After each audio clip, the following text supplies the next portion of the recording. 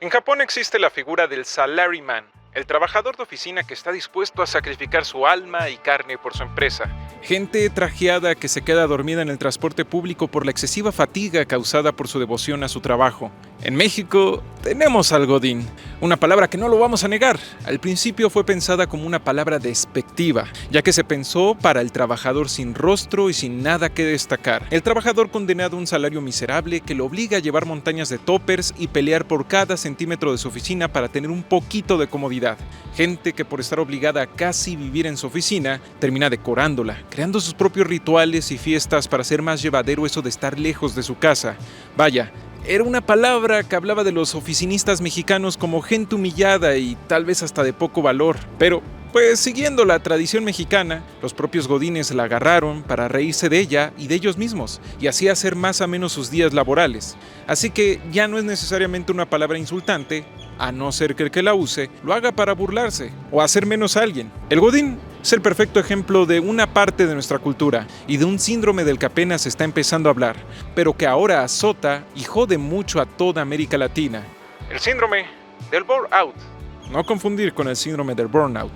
En esta ocasión estamos en la colonia Nápoles, una colonia que es más corporativos que casas. Está repleta de estos edificios y, cómo no, de godines.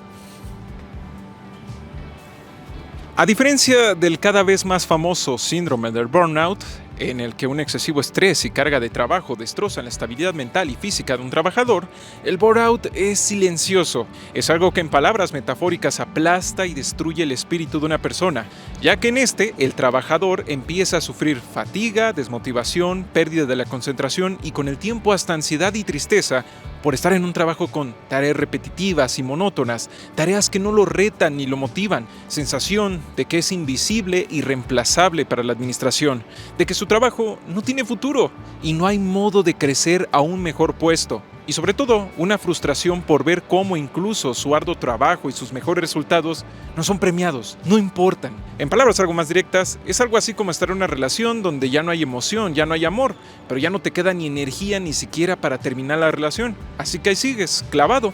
A ver, pues qué pasa, como que estás y no estás. Así que el empleado empieza a hacer como que trabaja, finge, vaya, se enajena. Todo esto de intentar hacer lo mínimo y que te valga la máxima cantidad de chingada todo lo que pase dentro de la empresa. Porque irónicamente lo que puso tan mal a estos trabajadores fue esto de preocuparse, esto de intentar hacer bien su trabajo. Por esto, unos hacen lo mínimo para que no los corran. Otros se dan cuenta que llegan más lejos andando de lamebotas con los patrones que trabajando. Y otros más, incluso hasta ven cómo chingar a la empresa lo necesario para que ya los despidan. Estamos en una crisis laboral en toda América Latina. Según las estadísticas, la gran mayoría de trabajadores no sienten ningún tipo de compromiso con su trabajo. Más de la mitad está en renuncia silenciosa, o sea, van a trabajar y fingen que trabajan, pero realmente están esperando a que los corran. Y un 11% ya directamente intenta estorbar y causar problemas para su empresa. Por si fuera menos, las estadísticas de estrés también están por los cielos. Y la corona de todo esto es que al menos en México, a pesar de ser el país que más horas trabaja de la OCDE, está también en los últimos lugares de productividad. Entonces creo que nos surge la pregunta, ¿qué es lo que están haciendo las empresas, autoridades y demás por todo este tema, por toda esta crisis? Bueno, cada país es su caso, pero aquí en México la supuesta solución, irónicamente, parece más bien parte del problema, una pésima cultura laboral a la que muchos llaman la hora nalga, vaya, la cultura del horanalguismo. El horanalguismo es la obsesión de una empresa con el tiempo que tiene el trabajador en su estación de trabajo por encima de la satisfacción, la productividad, la motivación y hasta de la salud. Esto de tener a los oficinistas sentados todo el día en su silla, aplanando las nalgas a pesar de que ya no tengan trabajo pendiente ni nada por el estilo. Así como si les pagaran por aplanar el trasero y no por trabajar. Midiendo la productividad y el éxito de un entorno de trabajo en la cantidad de tiempo que han pasado aplanando el trasero. Y saben, esto es hasta cierto punto tragicómico, porque apenas aprobaron una ley que pide a las empresas permitir a sus empleados sentarse y no obligarlos a estar de pie todo el día. Una ley que en Chile ya tiene más de 100 años de antigüedad, acá en México apenas la aprobaron. Pues estaba esta idea de que una persona sentada se ve mal y parece que está flojeando y no quiere trabajar. Una idea que hasta en los últimos años se empezó a cuestionar por lo jodida que está nuestra cultura laboral en este país. Y es que te pones a ver las historias de cómo es trabajar en México y te encuentras con historias donde te dicen cosas mágicas como: hay veces en las que tienen a 2 personas haciendo casi el mismo trabajo, así que se estorban entre sí y además estorban al resto de los trabajadores de la empresa. Y tú como trabajador no puedes hacer nada porque el patrón cree que eres estúpido. Entonces haz de cuenta que uno es el manager de residuos y el otro es el encargado de basura. Y ambos nada más están peleando, están viendo cómo se acomodan porque se supone que ambos ese es su trabajo. También en otras historias pasa de que hay un montón de familiares y primos perdidos de los patrones en cada puesto, en cada área de la oficina. A veces no están cualificados y otras veces, a pesar de sí estar cualificados, no les interesa. Entonces medio trabajan, medio no, pero lo que sí cobran completo. Y a veces, gente que ya lleva largo rato trabajando y ganándose un ascenso, no son ascendidos, con tal de que metan a estos familiares en los puestos que ellos buscaban. Y puede ser todavía más jodido porque a veces ponen a este trabajador al que le negaron el ascenso a entrenar al familiar que les quitó el puesto. Algo que, como podrán imaginar, se siente profundamente humillante. Otras veces pasa que hay una pésima organización de trabajo. Así que a veces no hay nada que hacer y los trabajadores se quedan frente a la computadora fingiendo que trabajan, porque si no parece que están trabajando, aunque no haya trabajo, los regañan. Y lo peor de todo es que a veces el propio gerente o el encargado sabe que no hay trabajo, pero aún así es como de: no, pues tienes que hacer como que estás trabajando, porque si ahorita llega el encargado, llega el que está arriba y ve que no están trabajando, aunque no haya trabajo, me va a echar bronca a mí de: ahora, pues se supone que tienen que estar haciendo hora nalga, tienen que estar así viéndose muy trabajadores. Y otras veces pasa todo lo contrario. Hay cargas imposibles de trabajo que llegan de la nada, con horas extra no pagadas, que reciben pizza y refresco como premio. Horas extra de trabajo que pueden llegar a caer mucho peor porque hace apenas 2 días el problema era lo diferente. No estabas estresado por tener tanto trabajo, estabas estresado porque estabas ahí encadenado a la oficina sin hacer nada.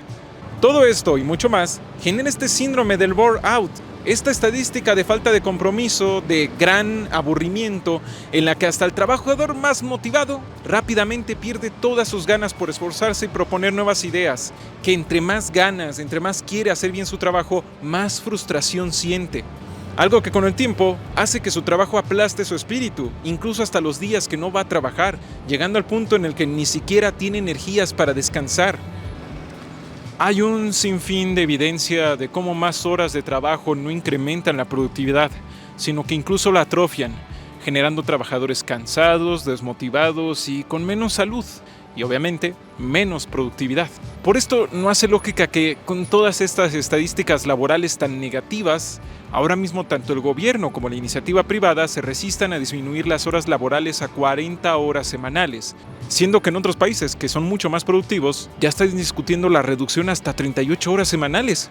Sin embargo, hay un pequeño giro cruel en todo esto, y es que lo curioso es que incluso aunque mañana se hiciera ley lo de las 40 horas, muchos jamás llegarían a beneficiarse de ello, ya que en América Latina la gran mayoría tiene un empleo informal, o sea, venden productos, comida o servicios en la calle.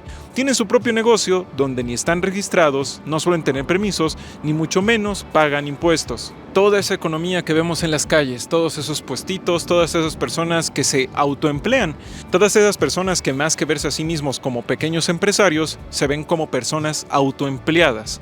O sea, esto de, bueno, nadie me daba una buena chamba o nadie me daba ninguna chamba en lo absoluto, así que pues yo mismo me voy a hacer mi chamba. No hay de otra, carnal, aquí es luchar y sobrevivir. Al menos en este país, los pequeños empresarios tienen una gran dificultad para abrir su negocio y poner todo en regla. Con impuestos y permisos que pueden ser caros, y luego con la inseguridad, pues esto de hacer un negocio hecho y derecho desde abajo, pues llega a ser muy difícil. No tanto porque no tengas un buen producto o no seas competitivo, sino porque luego no hay condiciones. En cambio, para los grandes capitales, pasa que algunos obtienen poder extraordinario gracias a las concesiones dadas por políticos con los que pueden o pudieron tener monopolios legalmente blindados. A veces no pagan impuestos, o sea, no es que hagan estrategias para deducir y pagar menos, no, a veces no pagan y ya, solo dicen no voy a pagar. E incluso cuando sí los pagan, proporcionalmente pagan muchos menos impuestos que los pequeños y medianos empresarios. Esto está estrangulando a la clase media, básicamente, ya que es una clase social que paga bastantes impuestos, pero no tiene suficiente dinero como para empezar a tener todos esos beneficios y facilidades de pagar cada vez menos impuestos que tienen los grandes capitales. Por esto aquí está el punto. Al pequeño empresario que quiere poner su taquería en orden y tener sus contratos ya bien armados, tienen que competir contra el que tiene 10 taquerías, 2 edificios, su hija se casó con el hijo del presidente municipal. Todo mientras paga más impuestos, tiene menos seguridad de si las cosas le van a funcionar o si no le van a robar y cuenta con menos apoyo del gobierno.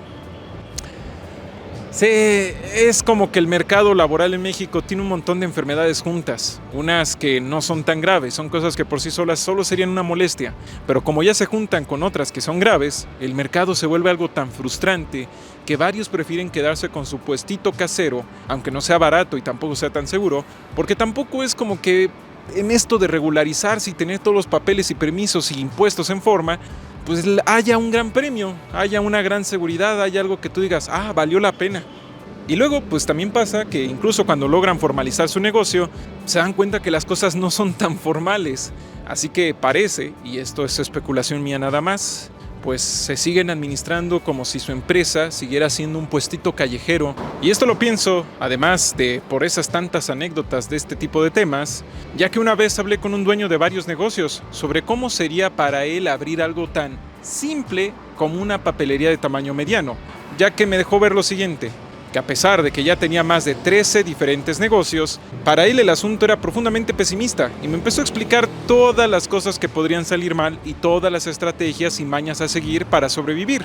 En medida de lo posible, meten a sus familiares a la empresa para que al menos mínimo el dinero se quede en familia, o por lo menos si todo fracasa, al menos te deban un favor. Buscan contentar a políticos contratándoles al sobrino que no sabe hacer nada, no para que les den algo a cambio, sino por lo menos para que los tengan ubicados, para que mínimo tengan algo de decir, oye, ¿te acuerdas de mí? Porque nunca sabes cuándo vas a necesitar eso para sobrevivir. La mayor aspiración no necesariamente está en competir y ganarle a los demás, sino en intentar amarrar los contratos de gobierno. También siempre tienen en mente que el gobierno o una empresa grande puede negarse a pagarles por sus servicios o productos. Saben que aunque le estén vendiendo material al tercer u octavo negocio más grande del país, igual y puede que nunca les paguen. Y que no pueden hacer nada, que están indefensos ante el ejército de abogados y favores políticos de la otra parte. Por último, ven al trabajador como un peligro latente, alguien que les puede robar equipo, dinero o incluso clientes, alguien que en cualquier momento se sale de la empresa o desaparece sin dar explicaciones. Porque créanme que en muchos casos sí que están muy conscientes de lo infelices que son muchos trabajadores en su trabajo. Aunque claro, su punto de vista no es necesario el más empático. Y esto solo fue lo que me comentó para el tema de una papelería mediana. Sí, todo lo que podía convertirla en una quemadera de dinero o hasta de vida. Viendo los dos lados de la ecuación, tenemos un círculo vicioso. Por un lado, el trabajador no se puede comprometer o no tiene muchas ganas de comprometerse con su trabajo por todos los vicios organizacionales y culturales que le toca experimentar. Por el otro, el emprendedor no espera que el trabajador tenga compromiso y que le haga desmanes, así que tampoco está interesado en mejorar sus condiciones. Su estrategia más bien es exprimirlo todo lo que pueda hasta que llegue otro trabajador más fresco para reemplazarlo. En otras palabras, muchos han terminado por ver como lo más normal del mundo este estado de barbarie y hostilidad, y nada refleja más esta situación que ver cómo eso de tener tu puestito callejero es visto por muchos no como una consecuencia, no como un chanfle, pues ojalá se pudiera estar en una situación más estable, tener seguro médico, algo así. No, es visto como el paraíso, ese lugar para más o menos intentar escapar del caos y de las promesas rotas. Mientras, lo que hace girar este círculo vicioso, lo que está al fondo de todo y lo que causa y permite que este tipo de cosas es la falta de un Estado de Derecho. Es decir, esa sensación que tiene la gente de que es bien raro que todo esté en orden, bien raro cuando las licencias solo se expiden tras una revisión completa, bien raro que no te cobren cosas extra, bien raro que haya seguridad en las calles, bien raro que te paguen en tiempo y forma tanto tu salario como por vender tu mercancía o tus servicios. Bien raro cuando en una empresa no hay buena productividad, pues cambien de estrategia en vez de cambiar de empleados. Bien raro que la competencia sea justa y no esté amañada a través de algún tipo de favor. Y sobre todo, bien raro que baste con el trabajo duro para vivir una vida digna, una vida cómoda.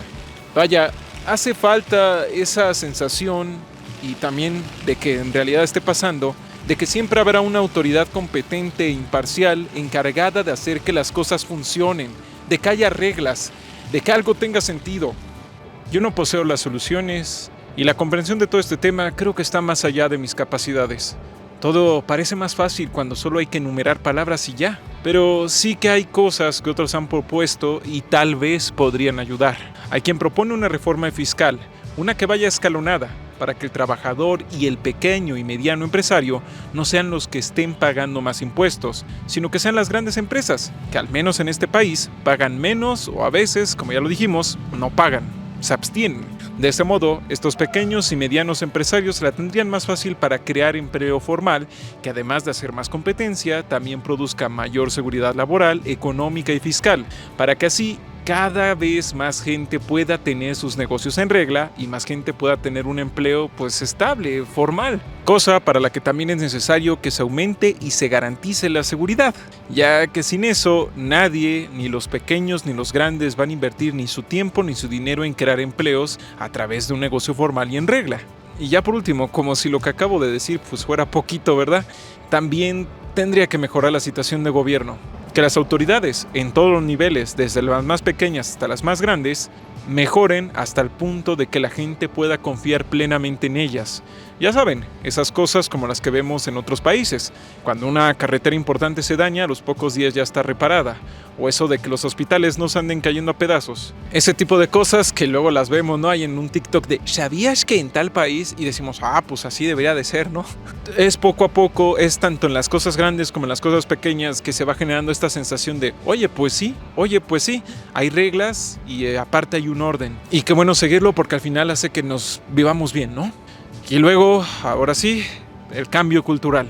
Abandonar este mito tan nuestro de que el trabajo solo vale cuando genera sufrimiento y que ese es el objetivo fundamental de la vida. Sufrir para merecerte vivir. Todas estas ideas tan nefastas de que, no, pues cómo te voy a pagar aunque me diste los resultados, me estás produciendo lo que me tienes que producir, si yo después de las 4 horas de chamba ya te veo echando la lela, ya no te veo haciendo nada. Se supone que esas 8 horas tendrías que verte como sufriendo, ¿no? Así como, ¡ay, trabajo! A pesar de que hayas cumplido todo, ¿no? Lo que digo, y creo que esta es mi mayor conclusión de este video, es que la cultura laboral no es una cultura aparte. Está dentro de la cultura general y de las condiciones del país o de los países. Por lo que esperar que se arregle solo con algún discurso así de ¡ay, que echarle ganas! Que la productividad tal vez no vaya a funcionar mucho, porque al menos de momento, no ha funcionado. Estar en el fondo de las estadísticas de productividad, en la cima de horas trabajadas y de estrés, es algo que debería de ser un shock absoluto para nosotros. No lo normal. O sea que así como nos sorprende demasiado enterarnos que en Japón se trabaja demasiado y la gente puede llegar a trabajar tanto como para morirse, pues así deberíamos de estar sobre nuestra situación, porque al menos según los datos de la OCDE se trabaja más que en Japón, pero somos profundamente más improductivos. En este caso, varios países de Latinoamérica somos el caso especial. Somos los que deberíamos de tener el TikTok diciendo, ¿sabías que pasa esto aquí? O sea, esto es choqueante, esto no es lo normal, esto no debería de ser así. Y todo lo que estamos haciendo en este momento está funcionando horriblemente mal, tan mal que no nos damos cuenta de lo extraño y extraordinariamente malo que es esto. O al menos no parece que así sea. En fin, gente bonita, como siempre, decirles que este tema es muy complejo y que si alguien quiere comprenderlo de verdad, es mejor estudiarlo y leerlo. Un video no puede bastar para entenderlo. En fin, les agradezco mucho por ver este video. La verdad empecé a hacer esto porque investigando sobre el burnout me apareció esto del burnout y nunca lo había escuchado, esto de que también el aburrimiento, la falta de desmotivación te pudiera joder tanto la vida, ¿no? No hay ninguna mayor pretensión de decir, wow, estoy descubriendo la cuestión más oculta de este país, ni nada por el estilo. No. En fin, muchas gracias por haber visto este video. De verdad, gracias por darme la oportunidad de hacer este tipo de cosas. Sin más por el momento, se despide Cordura. Recuerda que nuestra interpretación de la realidad, pues sí, es artificial.